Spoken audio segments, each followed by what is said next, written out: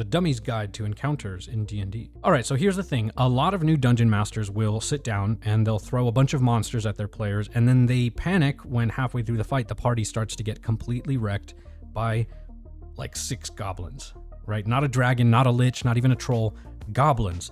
And you as a DM then walk away thinking, what did I do wrong? Well, I'm gonna tell you, it wasn't bad dice, it wasn't bad luck, it's literally just math.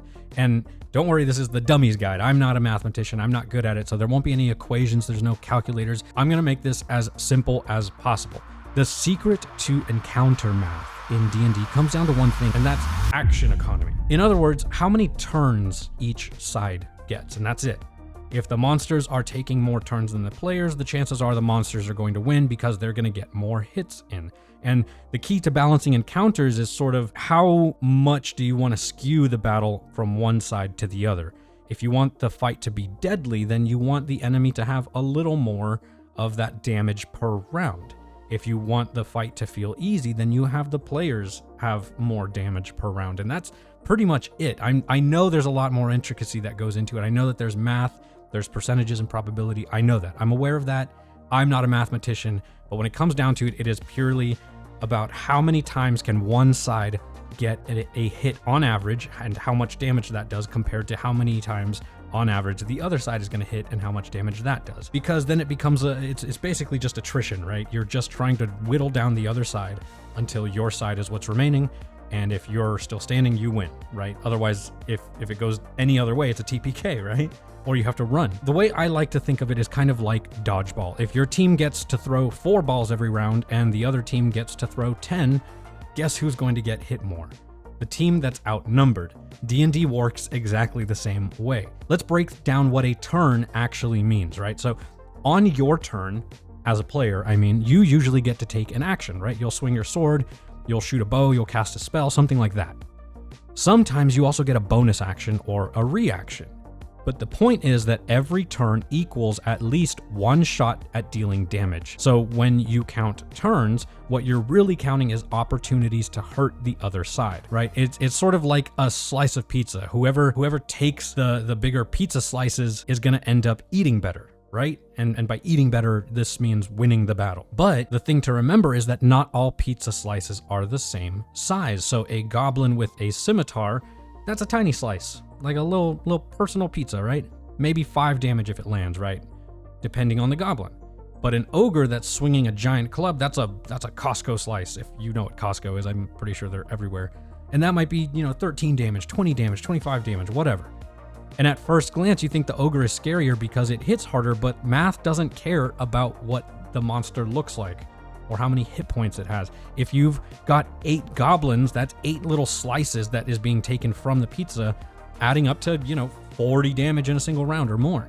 And then compare that to 1 ogre swinging for 13 or 20 or 25 or whatever, and suddenly the swarm of goblins looks way more dangerous than the 1 big guy. And that's why parties will sometimes get completely obliterated by a pile of goblins, but walk away from an ogre fight without breaking a sweat because they're doing more damage per round.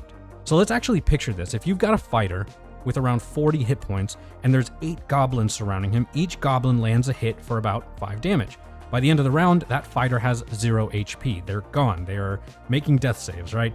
The ogre, on the other hand, only hits once per turn, and even if it connects, that fighter still has more than half of their health left. So yes, goblins, not ogres, are the real TPK machines. Sorry, Shrek. Or at least in this instance, right? Obviously, there's a lot of things that could happen, and dice can roll well, they can roll poorly. Now, really quick, I do want to just take a moment to say thank you to today's sponsor, Describe. And if you've watched any of my videos, you know that I am constantly tripping over my own words. So how do you do that without spending your entire session prepping notes and prepping things for you to read? How do you bring your world to life? Well, that's where Describe comes in. Now, to really help you understand that, here's a minor illusion to perfectly explain it. Wait, it's not working. Why isn't it? Okay, let's just use Describe. Describe is a massive, professionally written library of descriptions, NPCs, locations, monsters, spells, magic items, and entire scenes ready to drop right into your campaign. And what's cool is that you can search by keyword or filter by vibe, such as dark, romantic, or cursed, and it even integrates with your VTT so you're not having to scramble mid-session. And what I love the most is that you can add your own notes, you can pair entries with music and maps and ambience and sound effects all in one place. So if you want to try it for yourself, check out Describe and use my code FANTASYFORGE at checkout. Yeah, that's more like it. And which is why that leads me to my next point, and that is that we're not even talking about advantage, because advantage is kind of a cheat code for D&D. It means that you get to roll 2 dice and and you get to keep the higher one. So in plain English, it means you're going to get hit a lot more often. If you give a group of goblins advantage, for example, and they're maybe they're ambushing the party from the shadows, or they're using pack tactics or what have you, a magic ring. Well, now they're hitting almost twice as often because there's double the chances that they get a connecting hit. So their damage now jumps through the roof, and now your party is being chewed up like a wood chipper. And it's not because of magic, it's not because of luck, it's just that there's more dice being thrown until they land.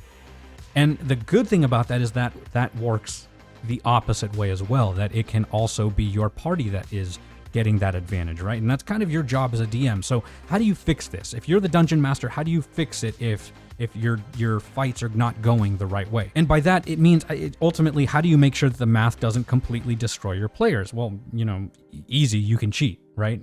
First of all, just don't drop a dozen enemies on the table all at once, and instead you can send them in waves.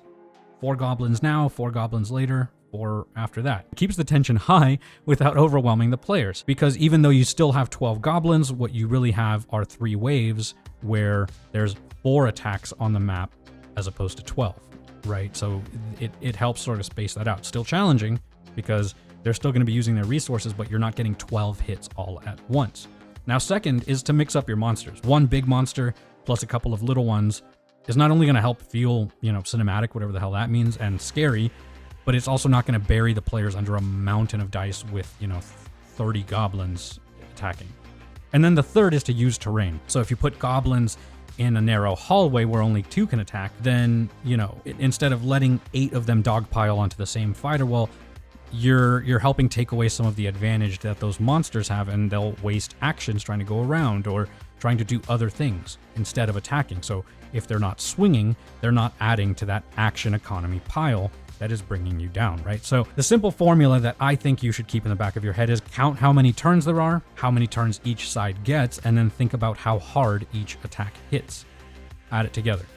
If the enemies are dealing about 1 character's health worth of damage every round, so for example, let's, again, going back to those goblins, right? Let's say there's 8 goblins that each do 5 points of damage. Well, that doesn't sound like a lot, but if they each hit, let's say each of them hits magically on their turn, that's 40 points of damage. And if your fighter only has 35 points of damage, well, now that's a deadly fight. You've made a death trap for them, right? Because there's a potential that they're dealing an entire character's health worth of damage every single round. But if your enemies are dealing about half of that, well, now you're kind of in a sweet spot, because that means the fight will last 3 or 4 rounds and the players will feel the heat, especially if the goblins or what have you roll well or they have advantage. Maybe they have a couple of magic tricks, whatever. But they're not going to get steamrolled. And so at the end of the day, action economy isn't really super complicated math. I mean, don't get me wrong, it is, and I'm the first person to admit that I don't care enough about action economy. I just don't. That's not the type of DM that I am. I care more about the story and care more about how my players are doing. So I'm just gonna wing it if it comes down to like how the fight's going. But if you think about it as just counting turns and thinking about how much damage those turns can actually do, well, more turns equals more danger, right? More damage per turn makes those turns scarier. And when you put them both together, you can actually kind of start to predict which fights are fair and which ones are secretly impossible. So the next time that your barbarian complains about dying to goblins, you can just say, blame the math.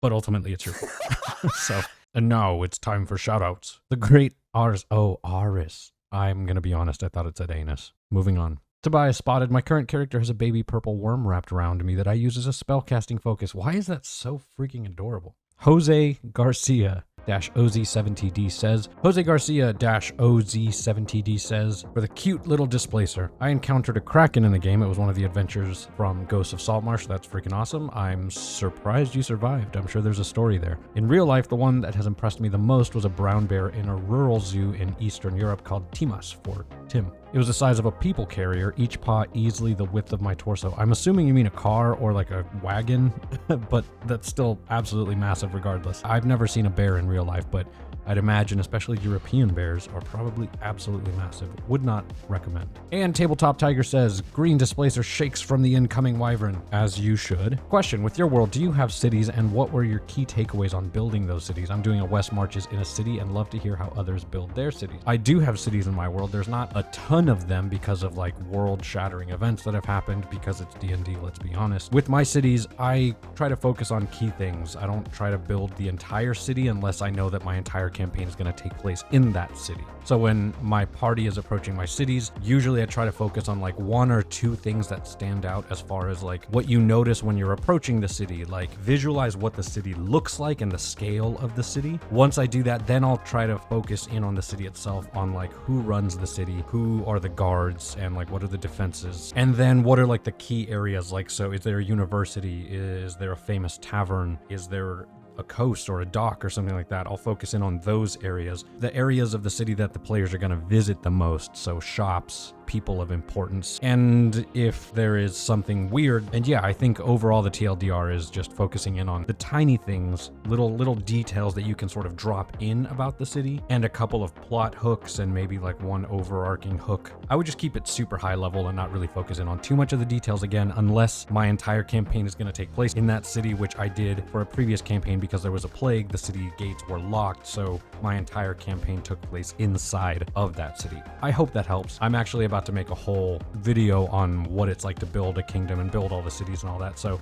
stay tuned. Now, if you were paying attention in today's video, leave a timestamp in the comments down below with where you saw Tobias, and you just might get shouted out in the next one. Anyways, let me know in the comments down below what you do as DMs to help balance your encounters more. How do you, like, is there a secret trick that you know that I don't know? Maybe somebody else has made a video that I just haven't watched on what the trick is to balancing those, but this is just what I do. Maybe you'll know something better. Leave it in the comments down below. I'm sure somebody out there needs to hear it. As always, thank you so much for watching, and remember, a rusty blade really does cut just as much.